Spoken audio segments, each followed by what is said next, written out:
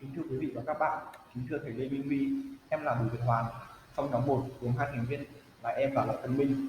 Trước khi vào bài, em xin được gửi lời cảm ơn sâu sắc đến thầy vì những kiến thức mà thầy đã truyền tải trong bộ môn lập trình cơ bản điện tử. Trước hết, chúng ta sẽ đến với những chủ đề chính được trình bày trong bài thuyết trình lần này. Thông qua các chủ đề trên, nhóm em sẽ giúp mọi người hiểu rõ hơn về dự án của chúng em. Đầu tiên, điểm mấu chốt và là kiến thức quan trọng nhất mà cả dự án này đều xoay quanh nó, đó chính là sóng điện tâm đồ. Vậy trước hết, điện tâm đồ là gì? Điện tâm đồ trong tiếng Anh là electrocardiogram, là đồ thị ghi những thay đổi của dòng điện ở trong tim. Và tim co bóp theo nhịp được điều khiển qua một hệ thống dẫn truyền trong cơ tim. Những dòng điện tuy rất nhỏ, khoảng 1/1000V, nhưng mà có thể dò thấy được từ các điện cực đặt ở trên tay, chân và ngực bệnh nhân và được chuyển đến máy ghi. Máy ghi điện khuếch đại lên và ghi lại trên điện tâm đồ.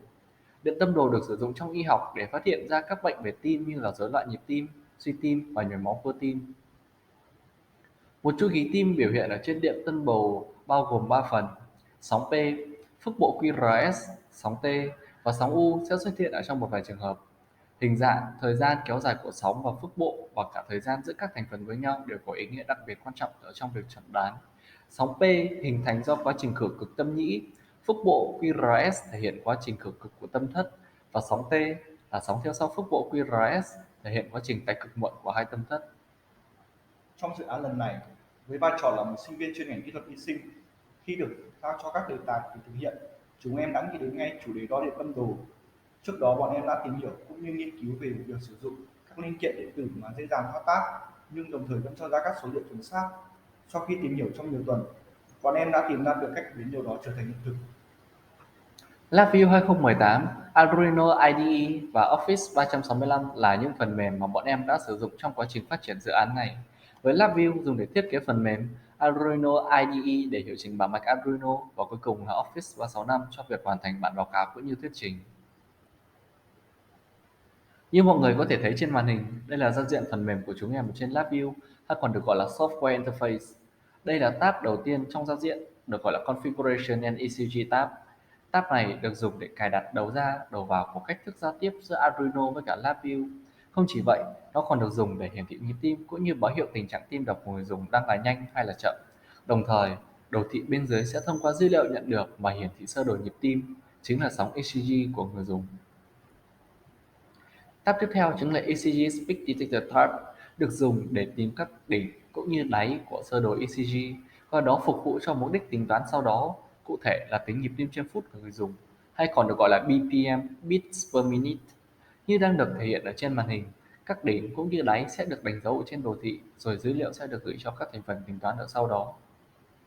Và như mọi người đang thấy, đây là bảng tóm tắt quá trình xử lý dữ liệu trên LabVIEW. Sau khi thu được sóng điện tâm đồ, mức giới hạn của các đỉnh được gọi là threshold sẽ được thể hiện thông qua các dữ liệu được gửi đến. Đồng thời chính các dữ liệu đó được thể hiện trên đồ thị signal plot.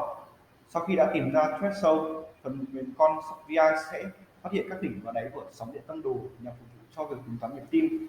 Đồng thời, số lượng các đỉnh và đáy đã được tìm thấy sẽ được thể hiện trên đồ thị signal plot. Khi việc tính toán nhịp tim đã hoàn thành, giá trị nhịp tim sẽ được hiển thị trên phần mềm và cho biết rằng tim của người được đo đang đập nhanh, chậm hay bình thường. Khi các dữ liệu đã được tập hợp đầy đủ, sóng điện tâm đồ sẽ được hiển thị một lần nữa trên phần mềm.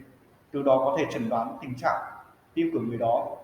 Kết quả cuối cùng sẽ được lưu trữ với thông số cụ thể trong Excel. Về những vấn đề xoay quanh sơ đồ nhịp tim hay còn gọi là sóng điện tâm đồ, nhóm em đã gặp khá nhiều khó khăn trong việc xử lý các vấn đề phát sinh. Tuy vậy, trong quá trình nghiên cứu, nhóm em đã tìm được cách để giải quyết vấn đề.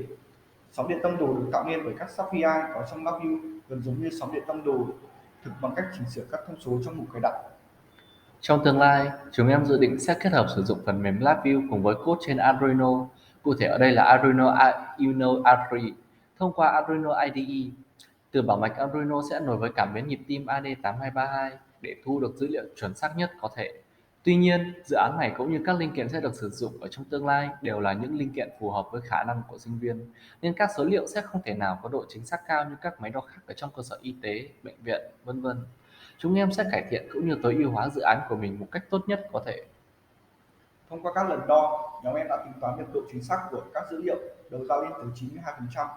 Sau khi so sánh với các số liệu thực tế đã được đo trước đó, tổng kết lại, ngay từ khi bắt đầu, Mục đích của chúng em khi phát triển dự án này là để giúp những người không có đủ điều kiện hoặc trong một vài trường hợp nhất định có thể dễ dàng tạo ra một thiết bị đo nhịp tim mà không cần tốn quá nhiều kinh phí. Sóng điện tâm đồ rất quan trọng trong nhiều trường hợp, nên với việc có thể dễ dàng đo được sóng điện tâm đồ tại nhà sẽ giúp đỡ được rất nhiều người, bao gồm cả bệnh nhân, bác sĩ và người nhà. Dự án này có vai trò rất quan trọng đối với đời sống con người, đó chính là giúp phát hiện sớm các triệu chứng liên quan tới bệnh tim để có thể điều trị kịp thời, nhằm hướng tới trong tương lai sẽ giảm thiểu những người mất chỉ vì không phát hiện được bệnh tim kịp thời. Cảm ơn Cảm thầy ơn và thầy và các các bạn bạn đã đã lắng nghe. nghe.